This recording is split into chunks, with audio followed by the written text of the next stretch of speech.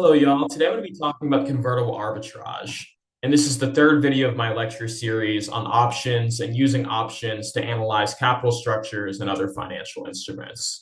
So, just reviewing my last couple of videos, I talked about how you can analyze a capital structure using options. And you can kind of think of equity as being a call option on a business's assets. And you can think of debt as a long treasury combined with a short put on a business's assets. So you can think of the yield of a debt instrument being the risk-free rate, which you're getting from the treasury that you are long, plus the credit spread, which you are getting from the put premium because you are short a put. And using options pricing models, you can actually figure out what the optimal credit spread would be based off of the volatility, time to expiry, and the LTV of the loan. And I talked about a lot how calls and puts are both positive gamma, meaning that they increase at an increasing rate when the asset moves in their favor. So, because of this, equity is going to be inherently positive gamma, while debt, because you're short a put, is going to be negative gamma. So, kind of a corporate finance review now, looking at the benefits of both debt and equity, and then getting into why convertible debt can be advantageous. Debt is going to be beneficial because it's cheaper than equity because it has a senior claim on the business. And then importantly, it's also tax deductible because you can use the interest that you're paying to offset your income. So this is really crucial. And overall, because debt is cheaper, it's usually going to be levered free cash flow yield accretive. So the equity holders are going to earn more, but it's going to, because of this, amplify the returns on equity or the levered free cash flow yield. So this can be good or bad depending on your view of the asset. Some people also think that having a lot of leverage can incentivize managerial discipline just because when you have that big interest fixed cost, you really got to make sure to cut down on your other costs if you want to make sure that the business continues to make money. And then that is also inherently going to be non-dilutive versus equity where you're diluting your current shareholders. But there are still some situations where equity can be beneficial over debt. First of all, of course, too much debt is just always going to be bad because you're going to have more restructuring risk inherent to the business, which can make it where your relationships with your suppliers and customers aren't as good. Additionally, some companies just really don't want those binding payments because maybe they aren't really generating cash yet. Maybe it's still a startup. And then lastly, sometimes you can opportunistically raise equity to take advantage of the market overpricing your stock, which really can make the equity actually cheaper than the debt just because you're selling it at such a premium to what it's actually worth. So, getting into the structure of convertible debt is basically just a debt instrument that includes an option to exchange the debt into stock. And typically, the conversion price, which is basically just the strike price, but that's what they call it for convertible debt, usually this is going to be 20 to 50% above the current share price. So, this is just like an example structure. You could say there's a convertible debt instrument with a 1 million face value, a $20 conversion price. And if you divide the 1 million by 20, this leads to 50,000 in potential new shares. And you can see the conversion price is at a 33% premium to the current share price. So unless the current share price goes up 33%, this convertible debt instrument is going to be out of the money. So no one would want to convert it into stock. And you can see that it has a 3% interest rate, which is kind of strikingly low in the current rate environment. And the reason is if you're issuing these things at face value and you are paying a market interest rate, then that implies that you are giving the option away for free. So if you are giving an investor this embedded option, then you're going to want to get a haircut on the interest you pay to make up for that. So in this case, maybe the business should be paying 7%, but they get to pay 3% because they're giving the investor that option and they're cool with that. They think the option is worth that 4 percentage point discrepancy. So, like I said, because of this embedded option, you can get a lower interest rate than you otherwise would. And because of this dynamic, convertible debt instruments are going to be more popular in higher rate environments because in a lower rate environment, companies aren't as focused on optimizing for lower interest expense. But in higher rate environments where now you're paying 8 to 9%, that's really a lot of money. So you might maybe look into raising a convertible where you can pay a lower interest rate but not have immediate dilution. So kind of diving further into this, looking at the value proposition of converts for both the company and the investor. So, like I said, you can borrow at below market interest rates while delaying dilution. And when you think about whether or not it's going to be dilutive, it's only going to be dilutive in the case where your stock has gone up and the convert becomes in the money. Whereas if the stock does really poorly, then it's basically just going to be a vanilla debt instrument with a below market interest rate. So it's kind of beneficial in that the only way you're going to get punished for having issued this option is if your stock already did really well. So it's like, oh, I did well. Okay, yeah, I get diluted a bit, but it's okay. But in the case where you are struggling and your stock hasn't gone up and maybe you need that cash, saving on that interest could be really big for the company. So this is a nice dynamic of convertible debt for the company. Additionally, if a company is really volatile, a convertible debt instrument can be a good structure to leverage the stock's volatility to achieve a lower cost of capital. So, for instance, Strategy, or formerly MicroStrategy, which is essentially just a small software business with a huge pot of Bitcoin, has been issuing convertible debt that has a 0% interest rate.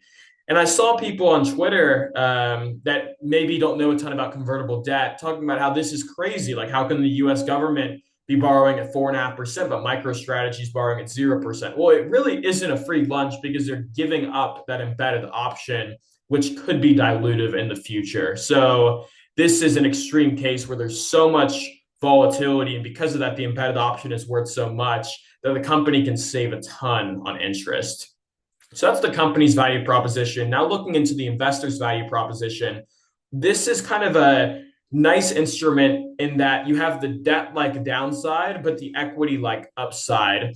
But I will caution that both of these are a little bit weaker than the actual instrument they are trying to replicate. So for instance, usually with debt, you're going to have a more senior claim, but with the convert, usually you're going to have a very junior claim on the business. So not quite as much downside protection as you traditionally think for a debt instrument. And then even though you're getting the equity upside, you're not getting as much as if you were to have just bought the stock. For instance, in this case, when you buy $1 million of convertible debt, you're getting 50,000 shares of potential upside. But if you were just to buy $1 million worth of shares, 1 million divided by the 15 current share price, you could have bought 67,000 worth of shares. So you are missing out on some of the upside and you're not getting quite as much of the downside protection. But still, this kind of structure can offer good risk reward. Additionally, some people say that there's a lot of capital chasing senior secured debt and a lot of capital chasing equity, but there's not a ton of capital in the middle chasing those kind of mezzanine solutions for companies. So you can get outsized returns just because there's not a ton of other investors looking into the space. But it seems like this is becoming less and less true as the space becomes more crowded. So now getting into how you value convertible debt instruments. So it really isn't that complicated. You can basically just value the standalone debt instrument and value the embedded option and then add them together. And that should be the value of the convertible debt, assuming that it's a pretty simple instrument with no weird call or put features, which can complicate things. So usually you'll just do a DCF of the debt component and then use Black-Scholes to value the option component. You add them together, and that's going to be the value of the convert. And assuming this thing is issued at par, based off of what I said before about how you value it, you can kind of assume that the market is pricing in that the option is worth the same amount as the present value of the interest rate discount. So in the prior example where the company should be paying 7%, but it's really only paying 3% because there's that embedded option, that 4 percentage point discrepancy in the interest you're paying, the present value of that should be equal to the value of the embedded option if the instrument is trading at par. If it's trading at above par, then clearly the value of the embedded option exceeds the value of that interest rate discount, and vice versa if the debt instrument, the convert, trades at below par. And if you think about it using the framework I talked about in the last video, a convert is basically a treasury, a short put, and a long call. And because the gamma of the long call outweighs the gamma of the short put,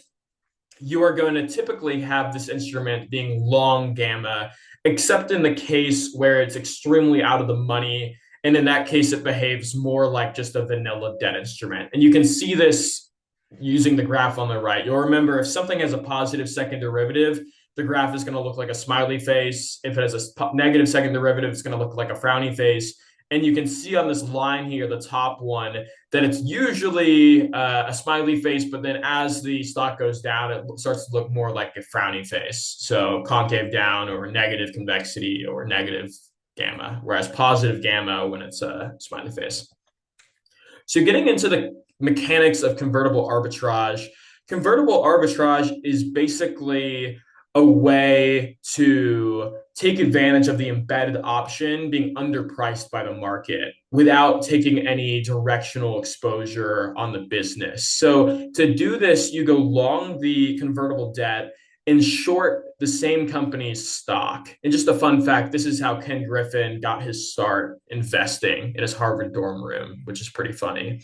And basically what you're doing is trying to short enough stock where you have no actual directional exposure to how the company performs. So if you believe that this embedded option is being underpriced, then you really believe that the volatility is being underpriced by the market. So you think the realized vol, what actually happens, will be higher than the implied vol. So if you want to hedge the directional exposure, the investor needs the combined delta, which, remember, delta is just how much the total position changes when the underlying asset goes up $1, the underlying asset being the stock in this case.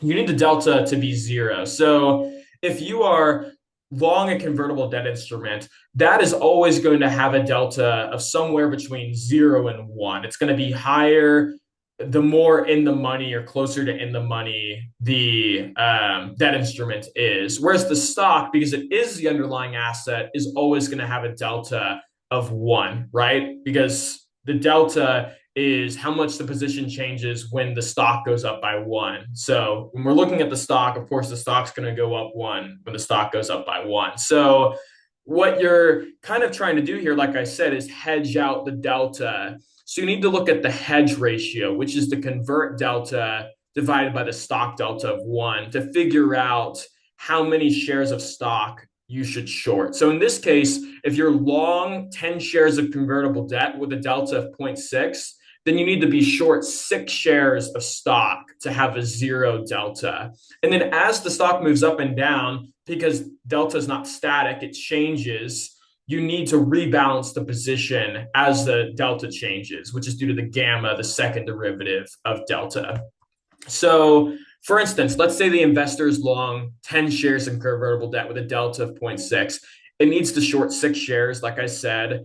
And because options are inherently positive gamma, when the stock goes up, the convert's delta is going to increase and vice versa. It's going to decrease when the stock goes down. So when the stock rises, and thus the delta of the convertible debt instrument rises, so in this case, maybe the delta goes from 0.6 to 0.7, then the investor is going to need to sell more stock short, right? Because now that the delta is higher, the hedge ratio is going to be higher. So you need to sell more stock short to maintain the delta neutrality. So if the stock goes up, the delta of the convert's going to go up. So we need to short more stock. Whereas if the stock falls, the delta is going to decrease. So we need to unwind or offload some of the short position. And you can unwind a short position by buying stock. So you're going to need to buy stock when the stock goes down to maintain this delta neutrality. So as a result, you can see when the stock goes up and the convertible instrument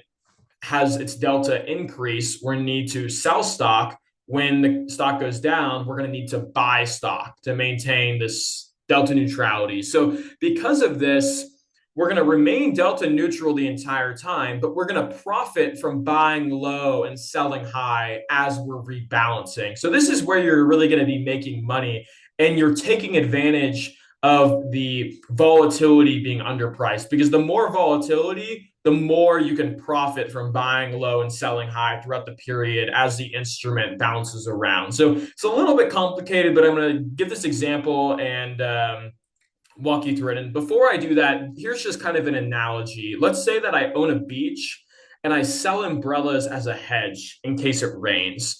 When the beach does really well, the umbrellas struggle. So I'm going to need to buy more umbrellas at low prices to balance the hedge. Or else when the beach does well, I'm going to have too much beach exposure compared to my umbrella exposure. So if I want to have equivalent exposure, I'm going to need to buy more umbrellas. But because the beach is doing well, it's sunny out, umbrellas are going to be at cheap prices. So when I rebalance by buying umbrellas, I'm going to get a cheap price for them.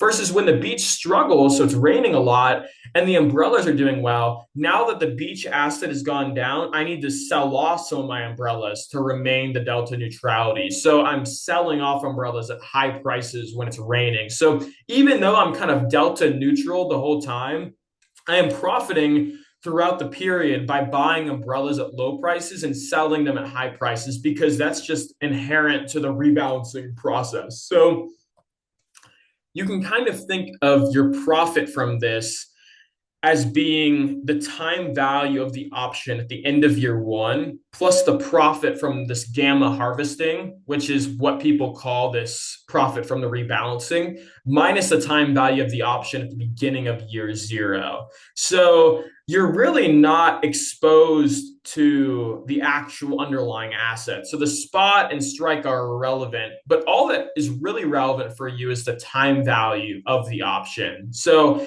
even if you do a great job of this gamma harvesting, if the option goes down a lot in value just because of the fact that the volatility went down, or because of the theta at the time of the expiry going down, you can still lose money on this trade.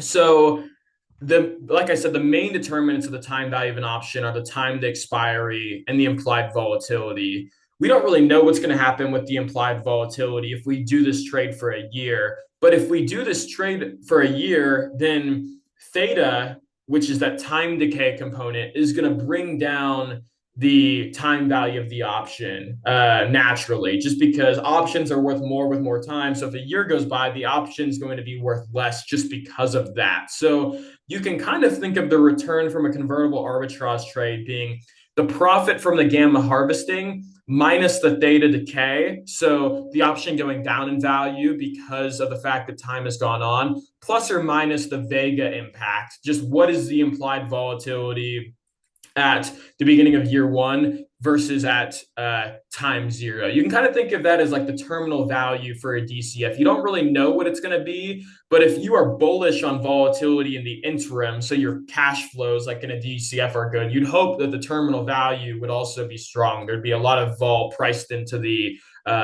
option at the end of year one, but you don't really know that. So getting into an example now with real numbers. Let's say that we're doing a 3-week convertible arbitrage trade in Patrick Co., which has convertible debt with a face of 1,000, a price of 1,100, a conversion price of 20, a current share price of 18, a delta of 0.6, a gamma of 0.05, and a theta of negative 0.002. So to hedge, since there's a delta of 0.6 and you are long 50 shares through the convert, the investor needs to go short 30 shares of Patrick Co., which is $540 short position. So let's say at the end of week one, Patrick Co. is trading at 19. So the stock has risen. As a result, because the convert has a delta of 0.6, it has increased by $30, 50 shares times 0.6 to 1130. So now, because the stock has gone up one, the delta is going to go up 0.05, the gamma, right? Because gamma is how much the delta goes up when the underlying goes up by $1. So the delta is now going to be 0.65. So we're not balanced anymore. So to remain delta neutral, we need to rebalance. So we would need to go short